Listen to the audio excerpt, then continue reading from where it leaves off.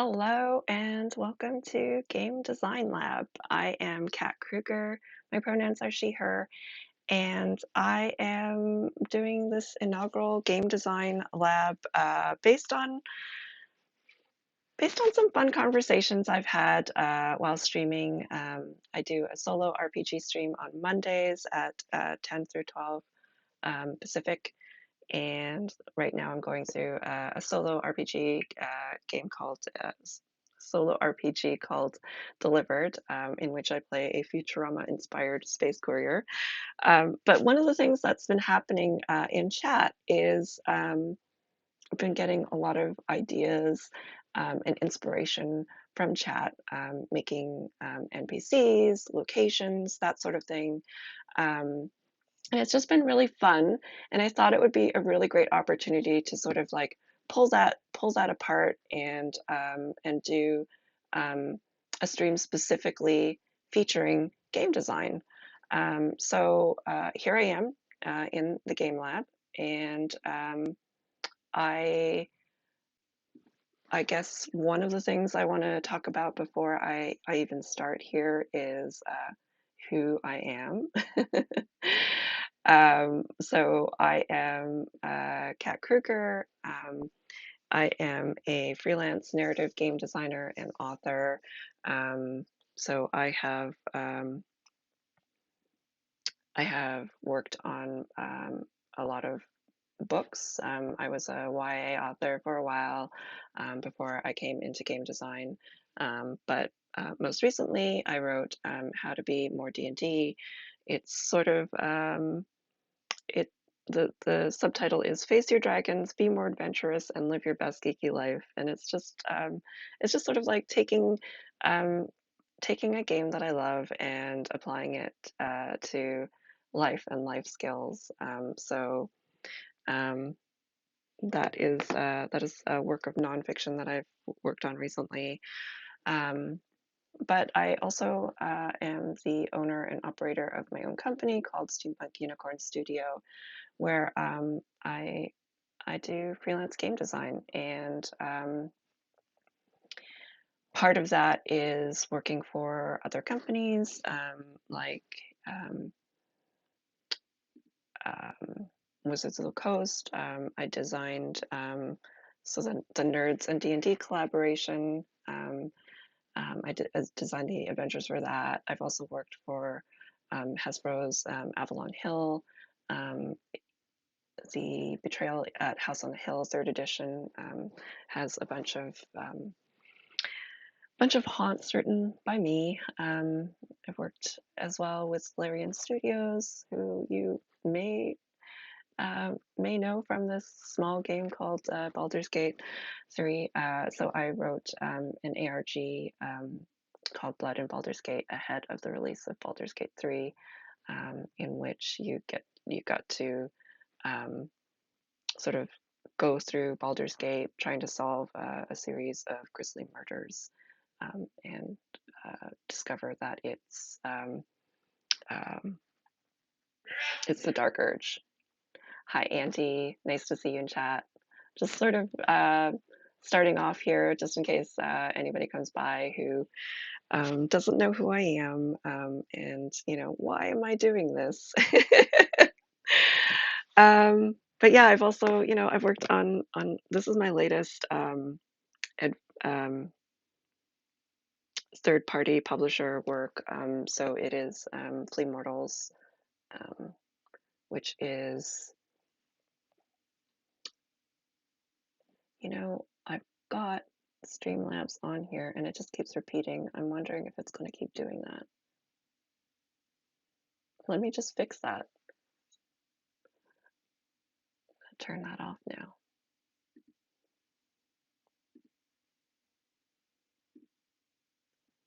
All right. Yeah, so I worked on Flea Mortals, and I did the Hobgoblin design for this. It was really fun. The direction I got from the lead, James Introcaso, was hobgoblins, but make them infernal, and that was a lot of fun. All right. So that is not what we're here for today, though.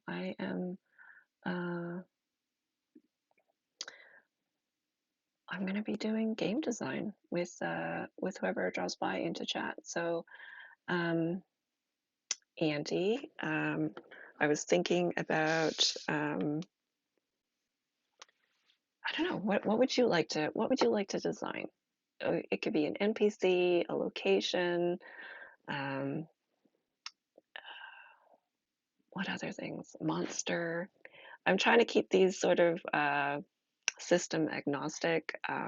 So a monster might not be the best for the first day, but unless we were just designing like the lore behind a monster. Um, Hi, Socialist Pie. Yeah, we're just trying to decide what we're going to design today. Um, just sort of playing it by ear, but I would like to sort of keep these system agnostic for the first little while at least. NPC? All right, let's do NPC. Um, all right, so I'm going to switch over to, yeah, NPCs are fun. I'll switch over to my journal here. All right. Um, so I will start off here by writing what this is, game design, lab. What is today's date? November 8th.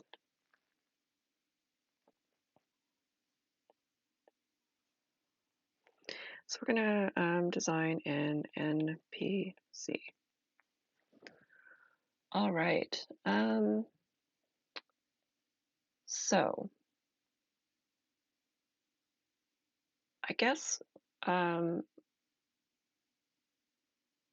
some of the questions you can ask yourself when you're designing an NPC is like, what is their motivation? What do they want? What are their needs? You want to dip your toe into GMing, and one of your worries is not distinguishing the NPCs very well. Ah, yes. That's why I started off with just using the published material because I thought that a lot of the published material have when it comes to adventures, they usually have things like what the motivations are for your NPCs and things like that.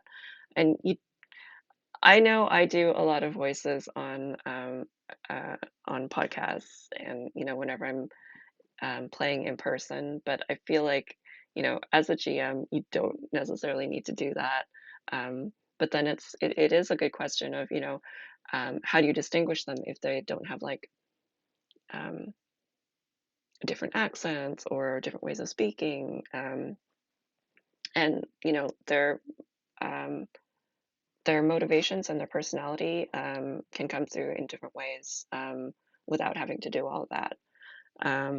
So I guess let's think about first what does this NPC want? What do they want? Um, Sometimes I also think about an NPC name too at the start, but in this case, because we don't have a setting or um, any other details. Um, Good question, Andy. So motivation, I'm starting in this place right now because we don't have a location.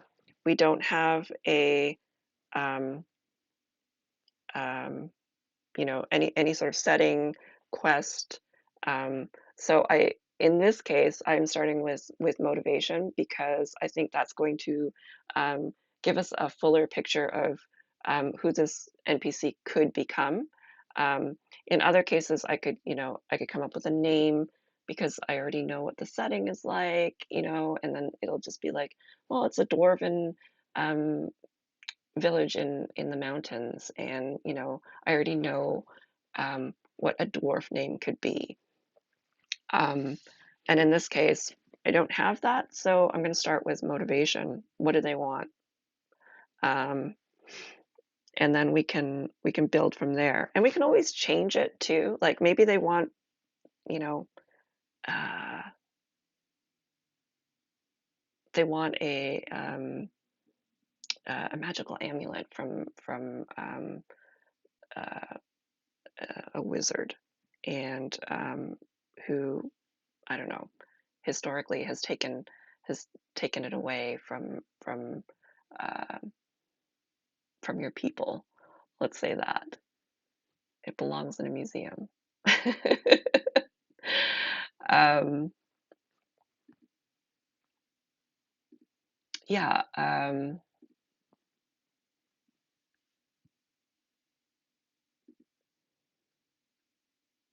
So, what is the motivation for this character? What do they want? And that can sort of like allow us to. No, it's true. It's not necessarily tied to a quest. Um, they, maybe they want to be known as the best baker um, in this place. Um, it's true. We don't necessarily have them tied to a quest, but I think you know um, having motivation in this case, it's just sort of like it's a place to start where when you don't have any other things. Who doesn't want to be the best baker? I don't know. I think I would like to be the best consumer of baked goods.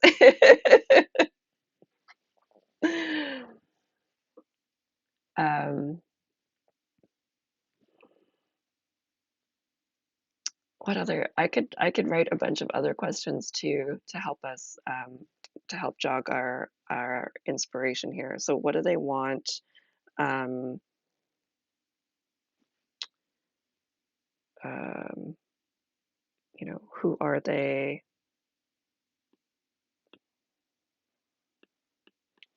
Where do they come from?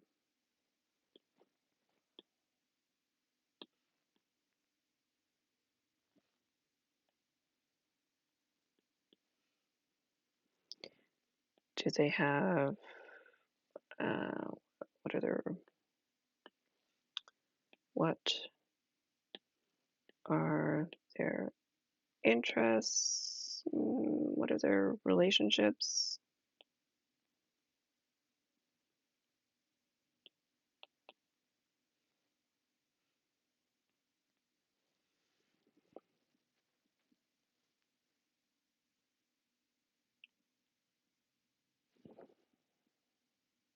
Following their passion. Hello, Jane. We're trying to design an NPC. Yeah. Um, and the thing is, as I was saying at the start of the stream here, um, we don't have, because we're designing an NPC from scratch without. Oh no, I'm so sorry. I forgot to transition my screen here. Thank you. Um, because we don't have a location, we don't know where this person is in relation to anything. So so one of the first things that came to mind for designing this NPC is, sort of like what their motivations are, what do they want. Um, but there are tons of other questions that are really important to you know to their relationship to the world around them. Um, so it's sort of like, what do they want? Who are they? Where do they come from? What are their relationships? And then from their relationships, you can build out from there as well. Um, another approach could be like we actually, think of um, think of the location that they're from first. But I think, this is the challenge of, trying to create something that you don't have a world necessarily for, and you could just drop them into any adventure. City person or country person, yeah. Um, so where do they come from? Do we think that this person is going to be from the city or the country? And then I think from there we can sort of establish, you know, do they like being um, uh, in the city or the country? Why or why not? Um, what do we think? I should figure out how to make polls here, maybe.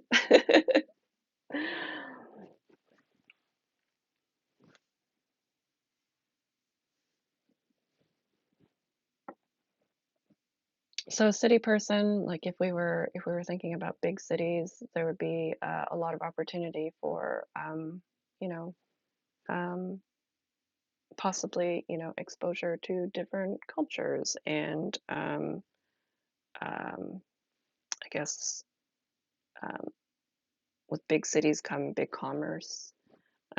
Whereas in a countryside setting, there's, I guess it depends on the location too. It could they just wouldn't have a lot of access to um, uh, the same breadth of commerce that uh, a city person would have. So Jane is voting for city. Okay, so let's say they come from a city.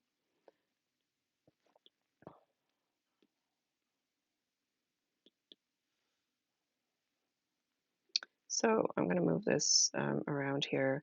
So do you think that this person likes coming from a big city?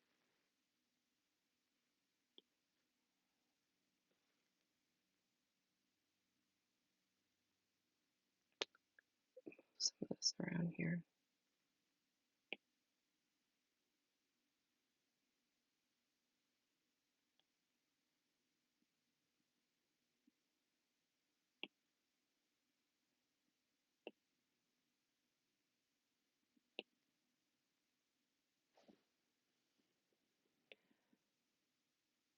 City was so big that they hated the noise. All right,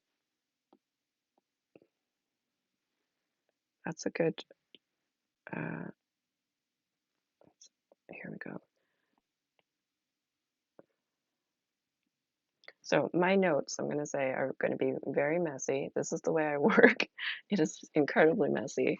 Um, and but what I'm going to do is after the stream at some point, I'm going to put these notes into a coherent NPC and then post it in Patreon. All right, so they are from the big city. Um,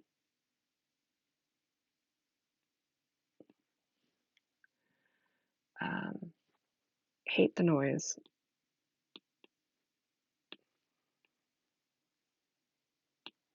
Now, do we think that they have already moved away from the city, or do they want to move away from the city,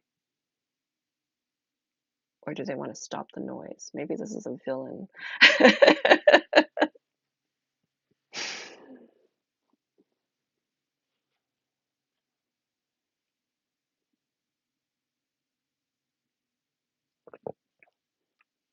So, this NPC, if they are still in the city, it just could be a quirk of theirs that they, I don't know, like wear earmuffs all the time.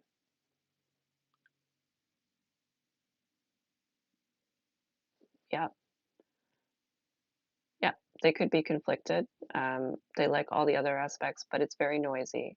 So maybe I'm going to say that one of their quirks is that they wear earmuffs to block out the noise, which probably has a little bit of an impact on them being able to hear other people as well. Um,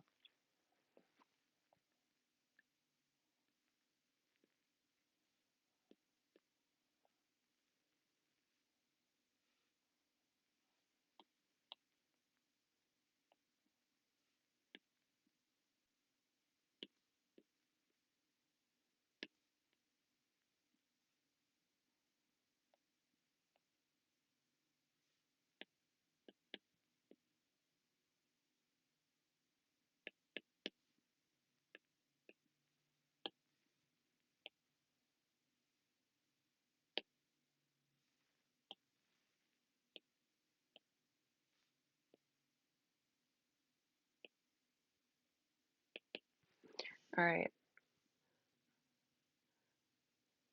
yeah, could be somebody who is working on noise control. So whether that is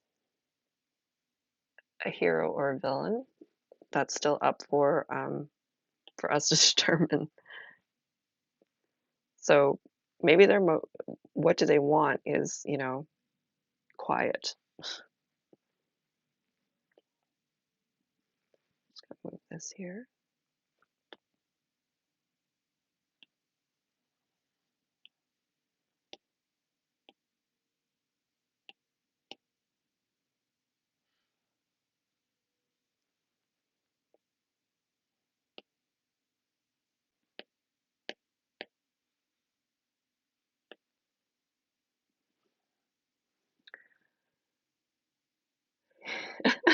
Yes.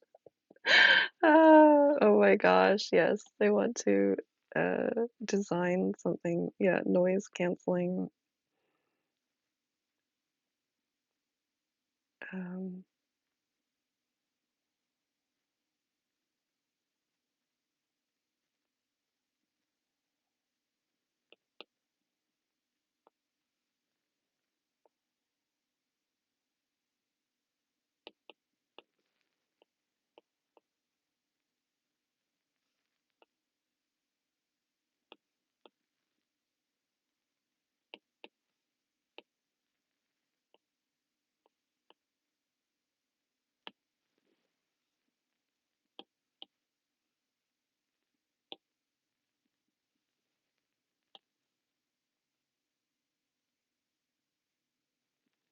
okay, so I'm writing here that they want quiet, or an invention to cancel noise without blocking conversation.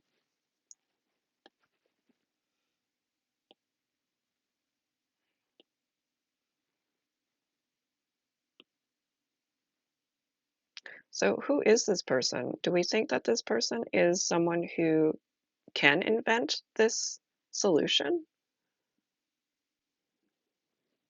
Are they maybe like an artificer of some sort?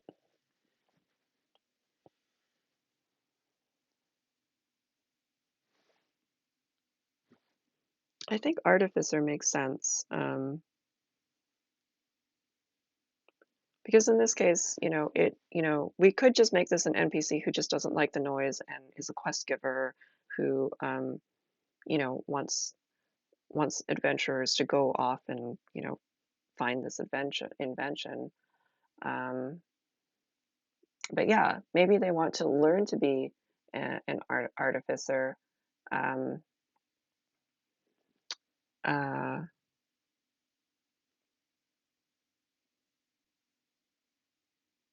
and in doing so, they could potentially be causing some magical issues or something. Um, and that could be the reason why they might require some assistance um, from adventurers at some point. Um, so let's make this person an artificer apprentice,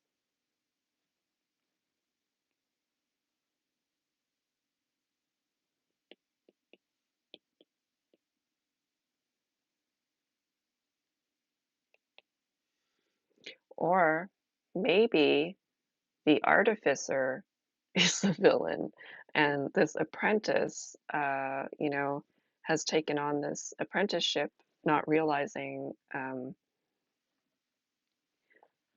what is actually going down. Um, so I think at this point we have sort of like enough information. The one thing I might add here is the relationship. So, what is the relationship with the artificer? Do you think it's positive, negative? Maybe it started off um, well, and now it's questionable. Maybe they think that the ends justify the means. It's gotten rocky. Yeah.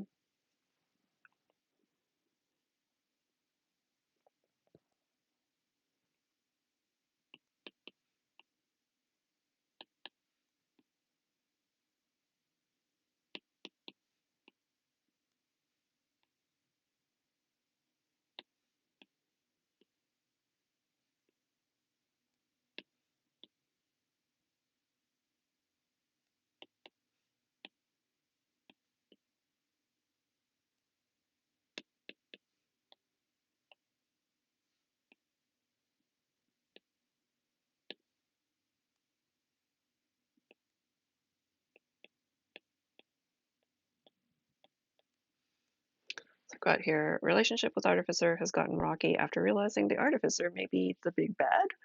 Um, I think at this point, we have enough information that I feel comfortable kind of figuring out what the NPC's name is going to be.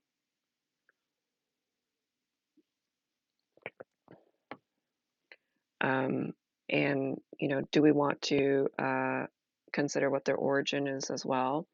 And keep in mind, it doesn't necessarily need to be a D&D um, humanoid, but it could be, maybe it's a kobold, maybe it's a goblin, definitely a tinkerer of some sort, not necessarily a gnome.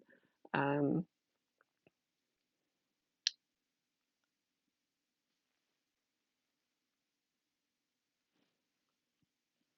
what do we think? What are we picturing for this little apprentice artificer as their name? Um,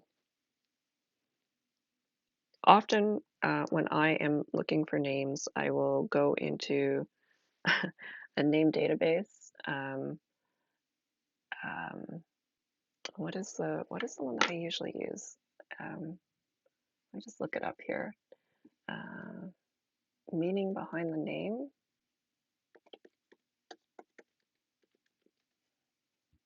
Behindthename.com. Um, I like going to this website because I like looking up um, meanings for words, for names, so that I don't know. It just I feel like it's nice to have a name that has a strong meaning. Um, but it also, to me, depends on where the NPC is from, and sometimes I'll just mash up a name or just take a name and then run with it by making it a little different in spelling, that sort of thing. But that's where I get a lot of my inspiration is from this site because it has the etymology and history of first names. It also has surnames. Oh,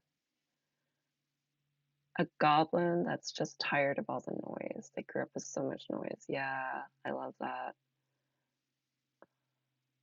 All right.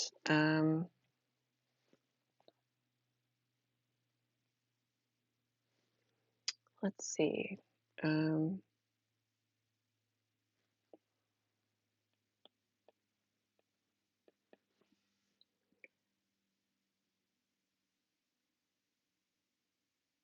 oh my gosh, ice pellets?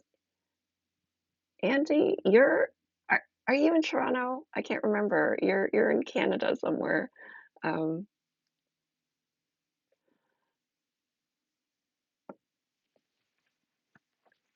Southern Ontario, not Toronto. I am very familiar with all of that area because I that's where I grew up. It's not, yeah, it's definitely not supposed to do that yet in November. Um, Too soon, too soon. Let's see these names. I want to do.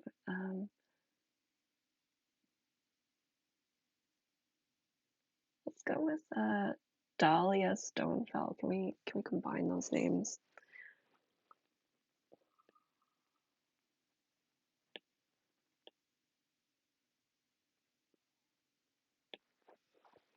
I like the idea of like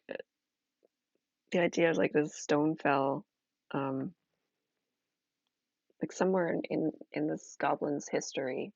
Um, how did they get that name? Um, Goblin pronouns.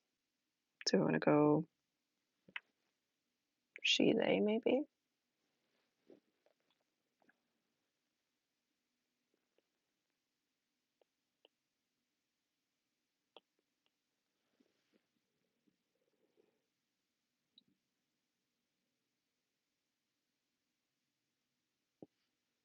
And the artificer. We should come up with a name for the artificer too. Mm.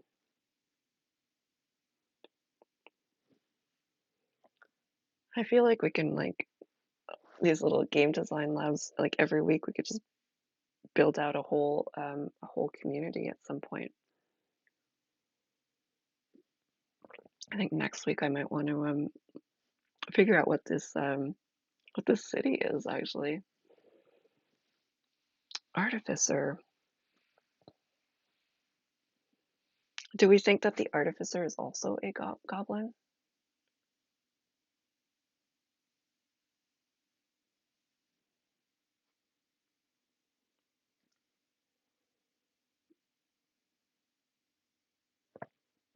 Obviously evil name. All right, so we have an artificer goblin. Maybe their last name is Lovegood because it doesn't sound evil at all. Um,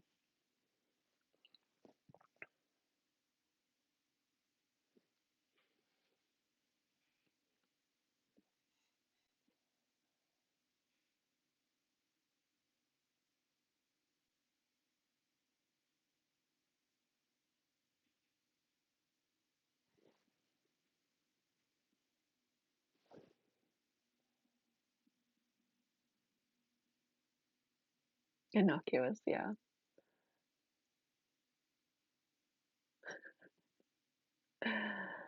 Um,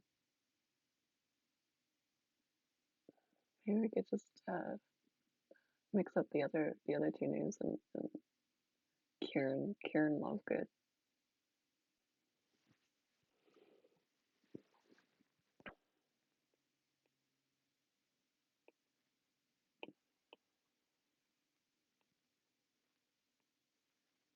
Goblin.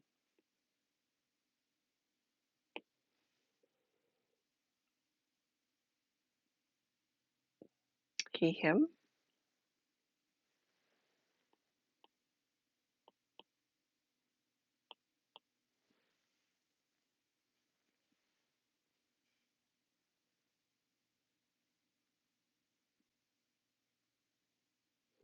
All right, I think what we can do next is add some layers to um, Dahlia's character here. Um,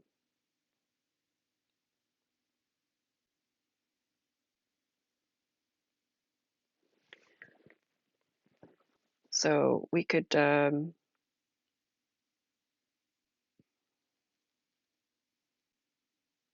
in when we're looking at D&D NPCs, there's often, you know, ideals and bonds and things like that. So um, it's it's a good place to sort of start with creating more nuanced characters because then you have like a deeper understanding of some of their motivations and you know you'll see in a lot of the publications where you know you'll see that broken down in like sidebars often. We don't need to go into you know specifically ideals and bonds, but like you know just sort of adding the layer of like what is motivating Dahlia, what are the things that um, they love in their world, what are the things that you know what's the hill that Dahlia would die on basically you know um, and that could help with interactions with this NPC you know from a GM perspective but also you know from a player perspective so yeah there's definitely got to be something very strong to keep her in the city um, because she does hate the noise so much that she's you know willing to work for an artificer who might be a little sketchy here. Um,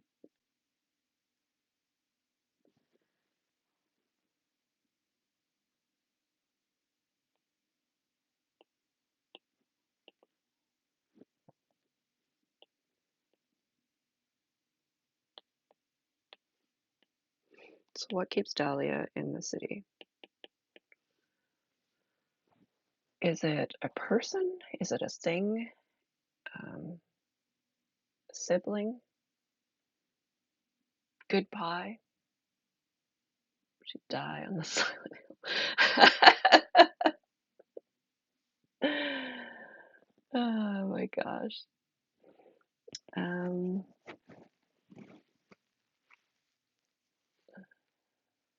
Something she couldn't easily find elsewhere. Yeah, and the thing is, like, I feel like if it's a sibling, she could always come back and visit the sibling, um, or convince the sibling to come with. Um,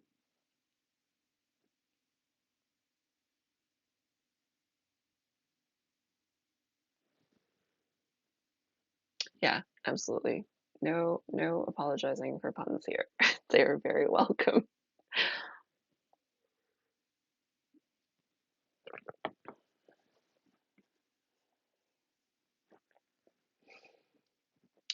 Um,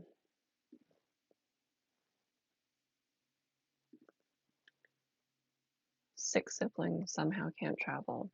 That's that's a good one there, yeah. Probably because the city would have access to very good healers, I think. Um, yeah, so maybe she actually started with the artificer, not just for her own um, desire for silence, but maybe they believed that the artificer could somehow help um, her sibling as well.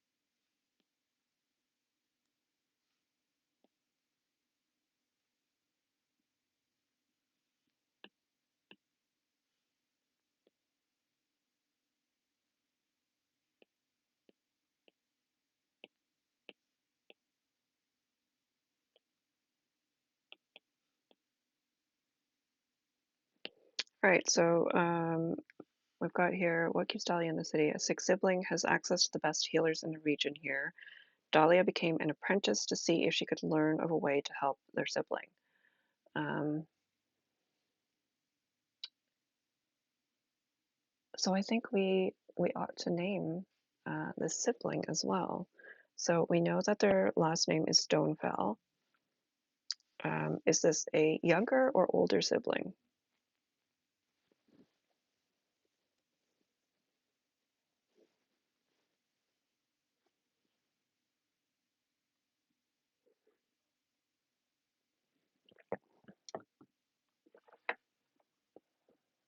I feel like younger probably makes sense.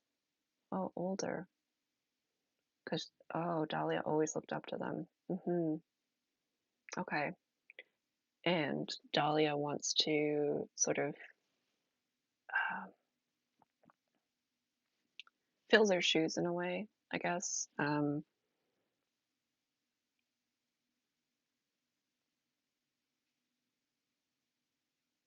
All right.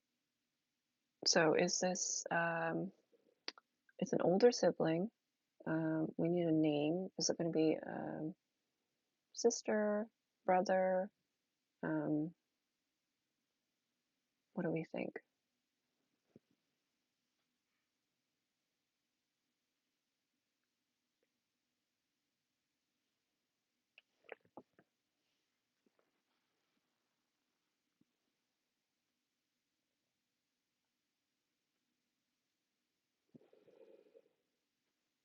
And then we need a name as well.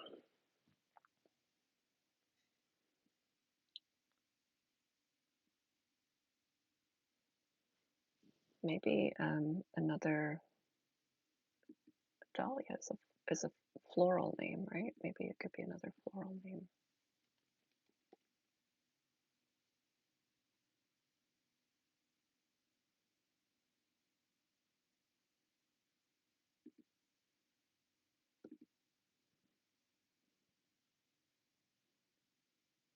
Oh yeah, another floral name that also begins with D. Daisy is the only one that comes to mind right now.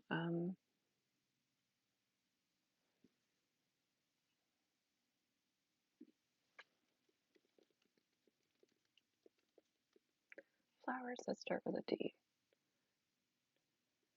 Oh my, there's lots. So we've got daisy, daffodil, dahlia, delphinium. I love that. Dianthus, dandelion, and daylily.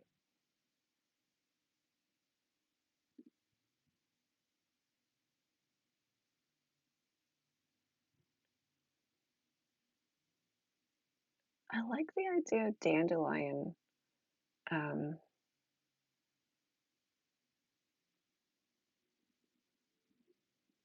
because it's so different than a dahlia, but also like a lot of people say dandelions are weeds, but um, I feel like dandelion also has a lot of curative uh, property and is probably um, yeah, I like dandelion too. It's got because it's thought of as a weed, but it has curative properties. It also is very um, it has strong defenses because of the thorns and everything.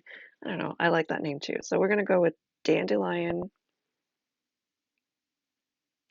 Stonefell.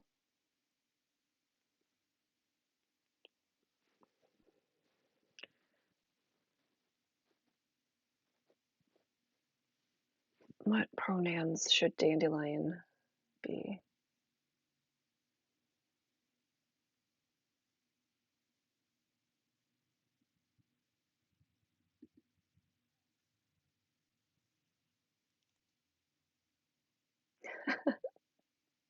Well done, Jane.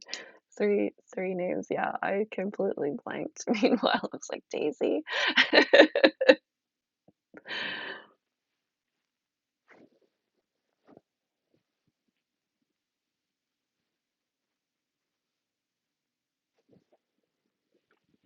um,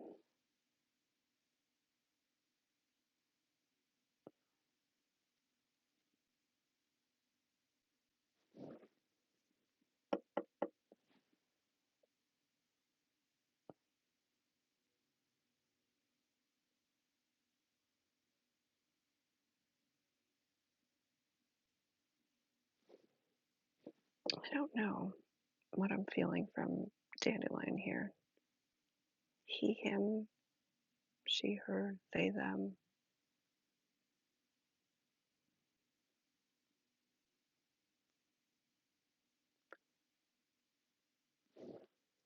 I'm gonna go she, her.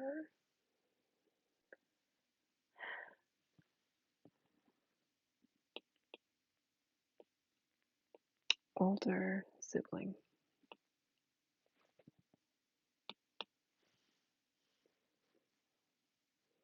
All right. So we have a good motivator here because whatever happens with Dahlia, I think this is the thing that is the driving force behind everything. You know, on the surface, it seems like Dahlia is just a little bit eccentric, has the earmuffs to block out the noise, um, is working for this um, sort of sketchy artificer, but deep down, she's driven by this need um, to help Dandelion um, um, during this illness. Um,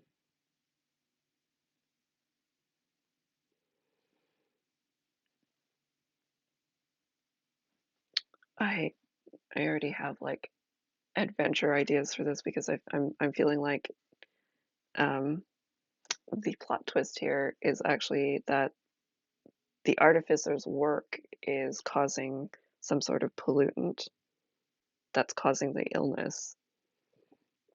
Um, so it's kind of like this little cycle, um, but we wouldn't know that until the adventure happens, right? Um, all right. I feel really good about this NPC that we've created for a city that doesn't exist yet.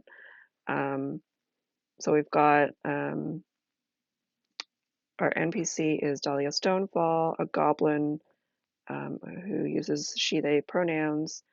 She is an artificer's apprentice, and she's currently living in this big city, hates the noise, is constantly wearing these earmuffs to block the noise, which also makes it really difficult for her to hear conversations.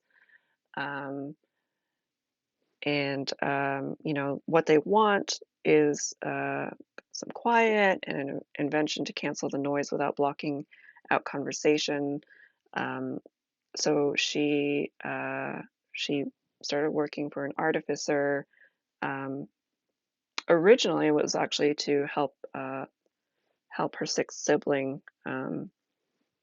because she can't move, because she wants to be close to her sibling, and she wanted to learn more about how she might be able to help, um, maybe find a cure or other other ways to help Dandelion.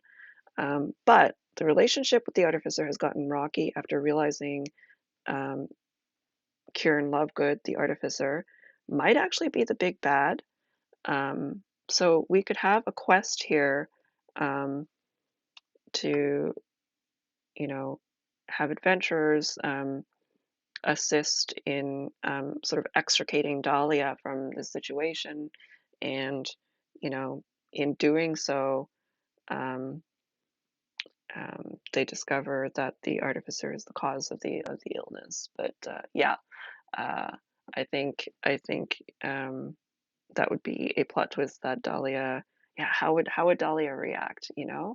Um, uh, I think for the last few minutes here of Game Design Lab, what we could talk about is what does Dahlia know? Because you're often going to see a sidebar, or you know in very many games you'll do some sort of check to um, interrogate or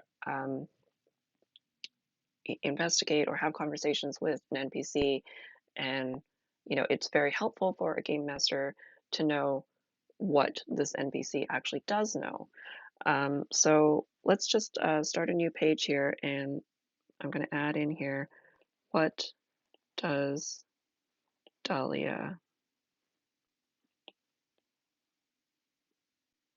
So importantly in here is, we're going to add here that what Dahlia does not know is that the artificer is um, uh, causing her sibling to be ill. Not not necessarily directly, but sort of indirectly through polluting the waters.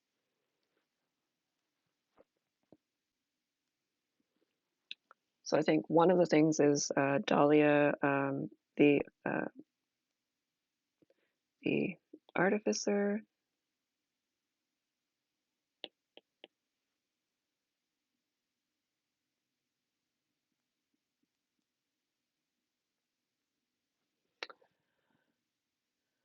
Do we necessarily put in here that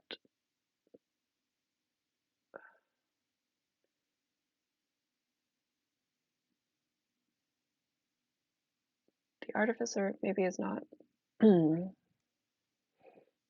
Yeah. Another important question is if the artificer knows that the sister is sick due to their actions. I think that in this case, I'm going to say that the artificer is just is not environmentally conscious, I guess, and is dumping um, reagents in like a local cave or something.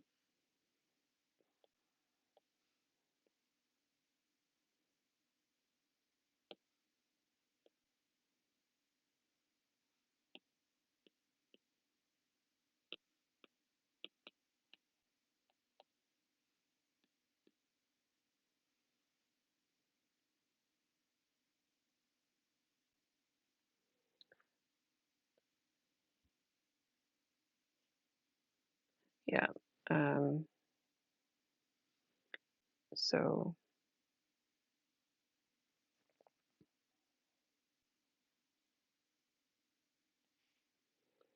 what does Kieran know? So Kieran, I think, um, I'm going to say that he knows that Dandelion is sick,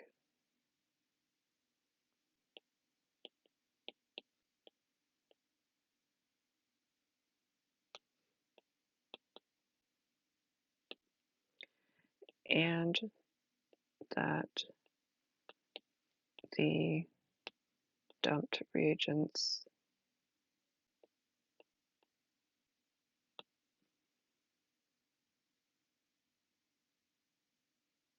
I don't know. Do we think that this artificer knows that the reagents could have an environmental impact?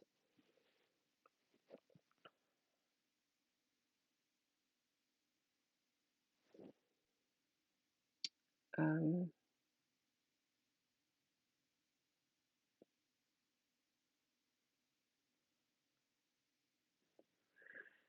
and that the dumped reagents,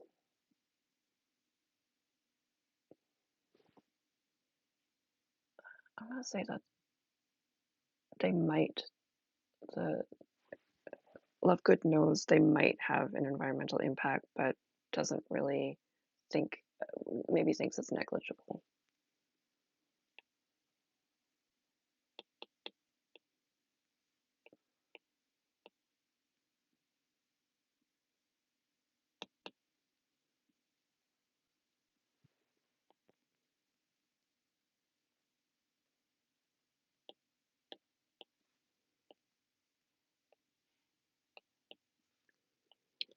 He buries it, thinking that will help.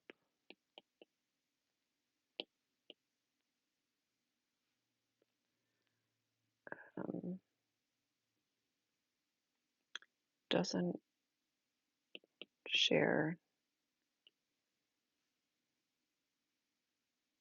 info about side effects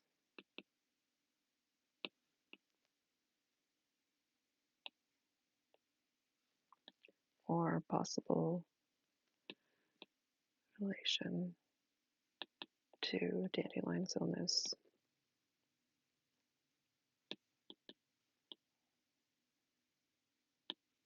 Okay. So Dahlia knows that the artificer is dumping the reagents, and maybe that there's,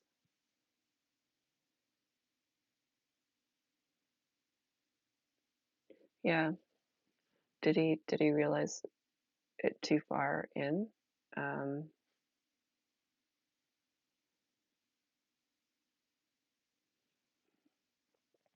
I think something else here is that in the cave there's um, maybe there are some impacted creatures that are causing issues.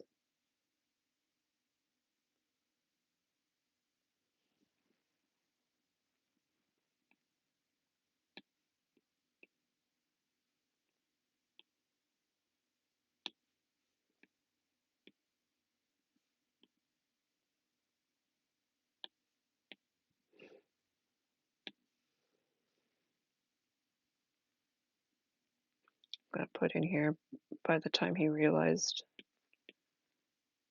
by the time Kieran realized what was going on, It's too late. He was too far in.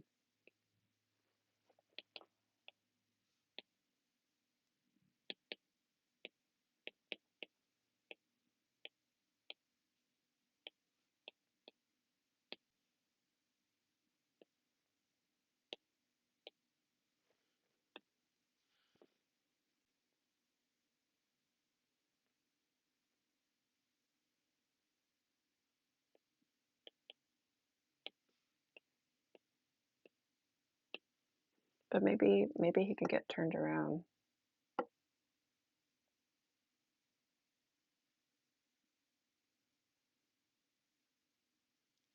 Yeah, that is a good question there. Um, I'm I'm wondering if work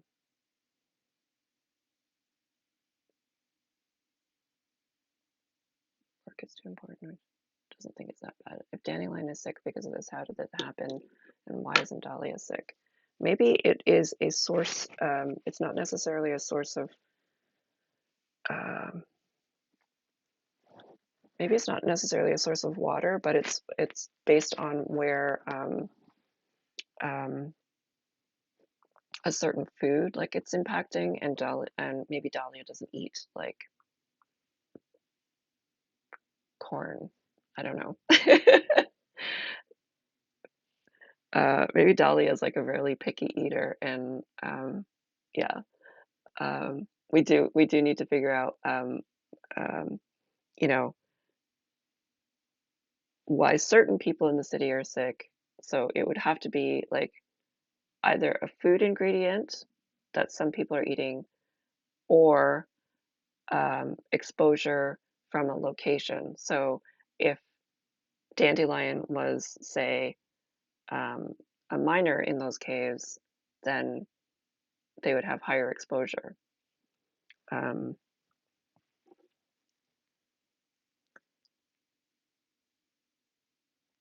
or if it was, I don't know, like a specific bottled energy drink that Dandelion likes to drink, and it comes specifically from this mountain. Um, so anybody drinking that energy drink would also be ill. Maybe Dandelion drinks a lot of it though, and that's how they got so sick. Um, all right. All important questions, but yeah, you can sort of see how like building out an NPC like this um, can take on a life of its own, um, and become much bigger than just like a vanilla NPC.